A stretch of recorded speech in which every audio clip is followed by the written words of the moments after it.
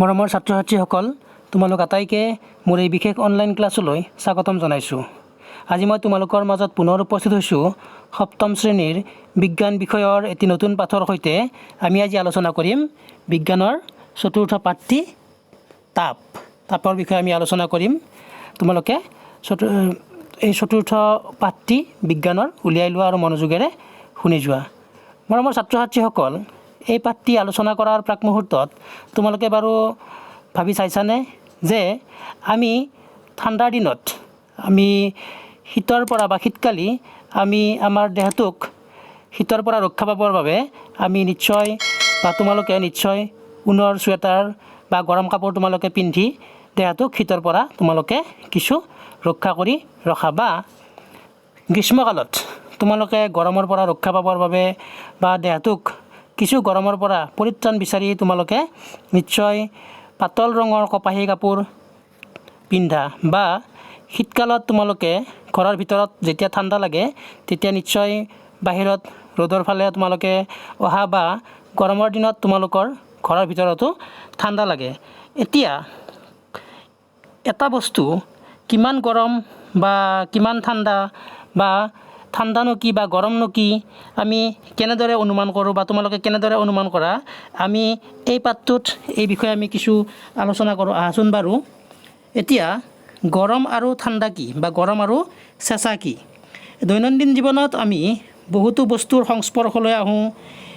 ইয়াৰে কিছুমান গৰম আৰু কিছুমান চেঁচা বা ঠাণ্ডা। যেনে ধৰা পানী আমাৰ ঠাণ্ডা বা পানীতকৈও কিছুমান ঠাণ্ডা বস্তু আছে, যেনেকৈ ধৰা বৰফ, এইবিলাক কি ঠাণ্ডা। এতিয়া কোনো এটা বস্তু কিমান গৰম বা কোনো এটা বস্তু কিমান ঠাণ্ডা আমি কেনেধৰণে তাৰ উমান ল'বলৈ পাৰিম বা তোমালোকে কেনেধৰণে তাক উলিয়াব বা উমান ল'ব পাৰিবা।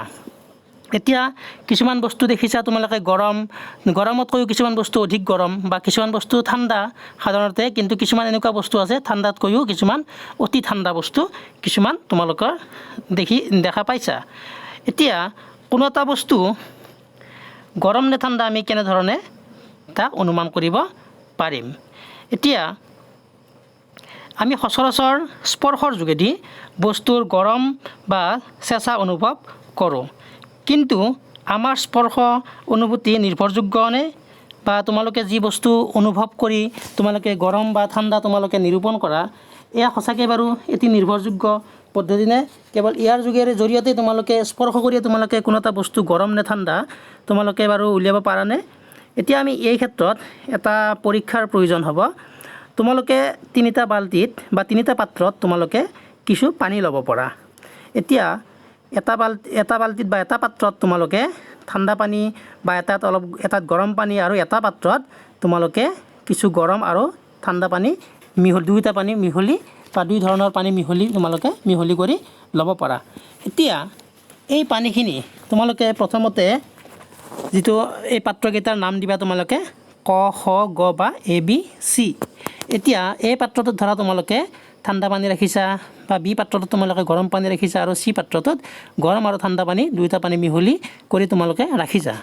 এতিয়া প্ৰথমতে তোমালোকৰ দুয়োখন হাত যদি ক আৰু খ বা এ আৰু বি পাত্ৰ দুটাত যদি ভৰাই দিয়া, অৰ্থাৎ ঠাণ্ডা আৰু এটা গৰম পানীত যদি দুয়োখন হাত ভৰাই দিয়া, তেতিয়াহ'লে তোমালোকৰ কি হ'ব, এখন হাতত ঠাণ্ডা অনুভৱ হ'ব আৰু এখন হাতত গৰম অনুভৱ হ'ব। এতিয়া গৰম পানী দিয়া পাত্ৰটোত তোমালোকে এটা কথা লক্ষ্য ৰাখিবা, যাতে অতিমাত্ৰা গৰম নহয় বা তোমালোকৰ হাত যাতে পুৰি নাযায়। এইটো কথালৈ তোমালোকে লক্ষ্য ৰাখিবা। তোমালোকক মাত্ৰ পৰীক্ষাটোহে কৰি চাব দিয়া হৈছে। এতিয়া এই দুয়োখন হাত কিছু সময় দুয়োটা পাত্ৰত ৰাখি তাৰপিছত কিছু সময় পিছত যেতিয়া তোমালোকে উঠাই আনি দুয়োখন হাত যেতিয়া তোমালোকে গৰম আৰু ঠাণ্ডা পানী মিহলি কৰা সেই পাত্ৰটোত দিবা, অৰ্থাৎ চি পাত্ৰটোত দিবা, তেতিয়া তাৰ সুকীয়া অনুভৱ হ'ব। যিখন হাত আগতে ঠাণ্ডা পানী দিছিলা সেইখনত কিছু অলপ গৰম অনুভৱ কৰিবা, আৰু যিখন হাত তোমালোকে গৰম পানীত দিছিলা সেইখনত কিছু তোমালোকে আগতকৈ কিছু ঠাণ্ডা অনুভৱ কৰিবা। অৰ্থাৎ আমি ইয়াৰ পৰা এইটোৱে গম পালোঁ যে স্পৰ্শ কৰি প্ৰকৃত যি তাপ বা প্ৰকৃত যিটো তাপৰ যিটো জোখ বা কোনো এটা বস্তু চেঁচা তাক জানিবলৈ বা গৰম তাক জানিবলৈ আমি স্পৰ্শ ইন্দ্ৰিয়ৰ ওপৰত সদায় নিৰ্ভৰ কৰিব নোৱাৰোঁ। কেতিয়াবা ই আমাৰ কি কৰে বিভ্ৰান্তিত পেলাব পাৰে বা বিভ্ৰান্তি সৃষ্টি কৰিব পাৰে। তেন্তে বস্তু এটা প্ৰকৃত উত্তাপ আমি কেনেকৈ নিৰ্ণয় কৰিব পাৰোঁ? নিশ্চয় তোমালোকৰ মনত এইটো প্ৰশ্ন জাগিব। এতিয়া বস্তুৰ উত্তাপৰ নিৰ্ভৰযোগ্য জোখ হ'ল ইয়াৰ উষ্ণতা। তাপমেতা বা থাৰ্মোমিটাৰ নামৰ সঁজুলিৰ সহায়ত উষ্ণতা জোখা হয়। এতিয়া আমাৰ শৰীৰত কেতিয়াবা উষ্ণতা জুখিবৰ বাবে বা আমাৰ যেতিয়া জ্বৰ উঠে বা তোমালোকৰ পৰিয়ালৰ কাৰোবাৰ যদি যেতিয়া জ্বৰ উঠে, তেতিয়া তোমালোকে কি কৰা যে তোমালোকৰ শৰীৰৰ যি উষ্ণতা জোখা সঁজুলিটো কি বুলি কোৱা হয়? জ্বৰ জোখা তাপমেতা বা ক্লিনিকেল থাৰ্মোমিটাৰ বুলি কোৱা হয়। তোমালোকে নিশ্চয় দেখিছা বা তোমালোকৰ ঘৰৰ ওচৰত বা তোমালোকৰ নিজৰ ঘৰতো আছে, বা তোমালোকে জ্বৰ হ'লে যেতিয়া ডাক্তৰৰ ওচৰলৈ যোৱা, ডাক্তৰে নিশ্চয় থাৰ্মোমিটাৰেৰে তোমালোকৰ শৰীৰৰ উষ্ণতা জোখা তোমালোকে নিশ্চয় দেখিছা। এতিয়া এই জ্বৰ জোখা তাপমেতা এডাল দীঘল ঠেক আৰু সুষম কাঁচৰ নলী থাকে। তোমালোকে নিশ্চয় থাৰ্মোমিটাৰ দেখিছা। ইয়াৰ এটা মূৰত বাল্ব এটা থাকে। বাল্বটো পাৰৰে কি কৰে? পূৰ্ণ কৰা হয়। বাল্বৰ বহিৰ্ভাগত পাৰৰ উজ্জ্বল আঁচ এডাল চকুত পৰে। এতিয়া এই পাৰৰ আঁচডাল চকুত নপৰিলে তাপমেতাটো কি হয়? অলপ ঘূৰাব লাগে, যাতে কাঁচডাল দৃষ্টিগোচৰ বা যাতে আঁচডাল দৃষ্টিগোচৰ হয়। এতিয়া তোমালোকে তাপমেতাৰ গাত এডাল স্কেলো দেখা পাবা। আমি ব্যৱহাৰ কৰা স্কেলডালৰ সৈতে চেলচিয়াছ স্কেল, ইয়াক চেলচিয়াছক চি আখৰেৰে সূচোৱা হয়।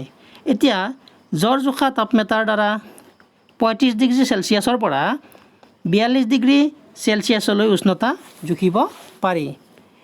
ইয়াৰ লগতে মই এইটো কথা তোমালোকক জনাওঁ যে আমাৰ মানুহৰ শৰীৰত স্বাভাৱিক উষ্ণতা হৈছে 37 ডিগ্ৰী চেলচিয়াছ।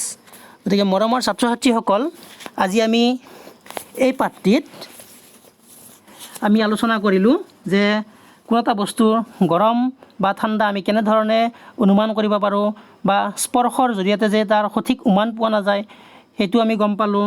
লগতে আমি আলোচনা কৰিলোঁ যে উষ্ণতাৰ জোখ-মাখ সম্পৰ্কে কিছু আলোচনা কৰিলোঁ, আৰু লগতে আমাৰ যি থাৰ্মোমিটাৰ, এই থাৰ্মোমিটাৰৰ ব্যৱহাৰ সম্পৰ্কেও তোমালোকে কিছু কথা জানিব পাৰিলা। গতিকে মই ভাবোঁ তোমালোকে এই পাঠটিৰ পৰা নিশ্চয় উপকৃত হৈছা। সদশেষত তোমালোক আটাইৰে মংগল কামনা কৰি মোৰ এই পাঠটি মই ইমানতে সামৰণি মাৰিছোঁ। ধন্যবাদ।